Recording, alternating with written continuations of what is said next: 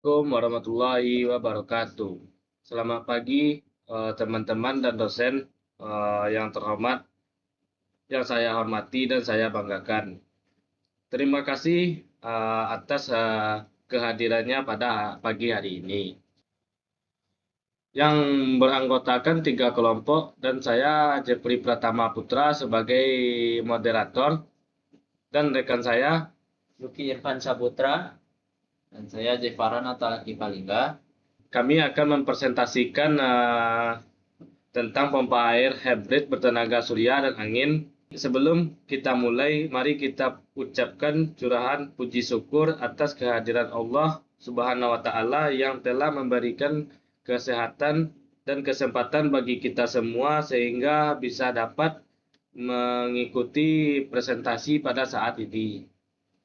Baik, saya akan membacakan bagian latar belakang.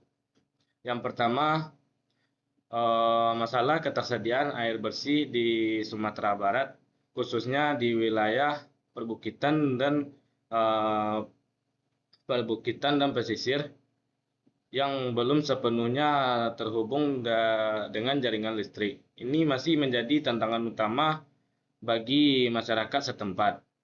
Pada umumnya, masyarakat masih mengandalkan pompa air berbahan bakar fosil seperti diesel yang tidak efektif dan berpotensi merusak lingkungan. Gagasan mengenai pompa air ini terinspirasi dari penelitian yang dilakukan Balai Besar Konversi Energi atau BPPT 21 terkait pompa air bertenaga surya yang hemat energi. Tetapi terbatas karena bergantung pada intensitas cahaya matahari.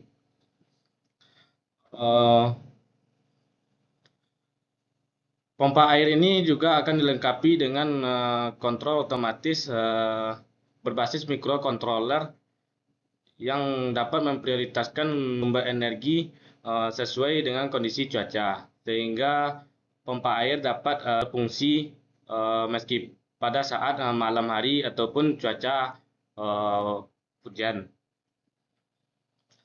Selanjutnya, tujuan penelitian. Baik, yang pertama, merancang dan mengembangkan prototipe pompa air bertenaga surya dan angin. Jadi tujuan ini berarti penelitian berfokus pada membuat contoh atau model awal pompa air yang mampu memanfaatkan dua sumber energi sekaligus, yaitu energi angin dan surya. Sistem pompa air akan dibuat secara efisien, hemat energi, dan ramah lingkungan. Dan yang kedua, menerapkan sistem hybrid untuk memastikan pasokan energi berkelanjutan bagi pompa air. Tujuan penelitian ini ingin memastikan bahwa pompa air dapat berfungsi meskipun salah satu energi tidak tersedia.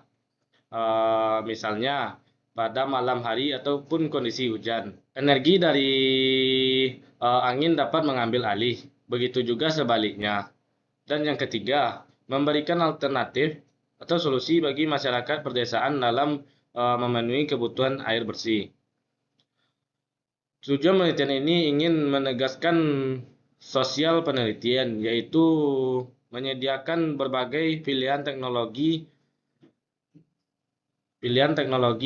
yang hemat energi dan berkelanjutan untuk membantu masyarakat dalam memenuhi kebutuhan air bersih. Dan sistem hybrid ini diharapkan menjadi solusi nyata untuk mengurangi kekurangan air bersih di daerah-daerah terpencil. Baik, saya akan membacakan manfaat penelitian dari pompa air hybrid bertenaga angin dan surya. Bagi masyarakat, pompa air ini menawarkan sumber air bersih yang berkelanjutan dengan biaya operasional yang minim. Contohnya seperti manfaat bagi masyarakat, yaitu akses air yang lebih stabil, menghemat penggunaan biaya, meningkatkan produktivitas, pemberdayaan masyarakat, dan juga ketahanan air saat darurat. Yang kedua yaitu bagi lingkungan, mengurangi emisi karbon dan ketergantungan pada bahan bakar fosil, dan juga bermanfaat untuk energi bersih yang terbarukan, menurunkan emisi karbon, meminimalisir polusi pada udara, dan juga mengelola air yang berkelanjutan dan menjaga ekosistem. Manfaat bagi akademis adalah yaitu menjadi objek penelitian dan inovasi dalam teknologi energi terbarukan.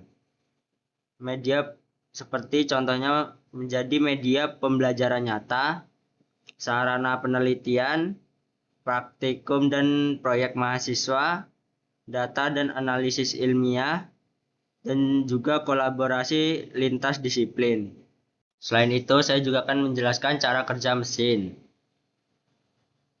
Cara kerja dari sistem pompa air hibrid bertenaga surya dan angin terdiri dari dua komponen sumber energi, yang meliputi panel surya yang digunakan pada saat matahari terik, dan turbin angin yang digunakan pada saat matahari tidak bersinar atau mendung.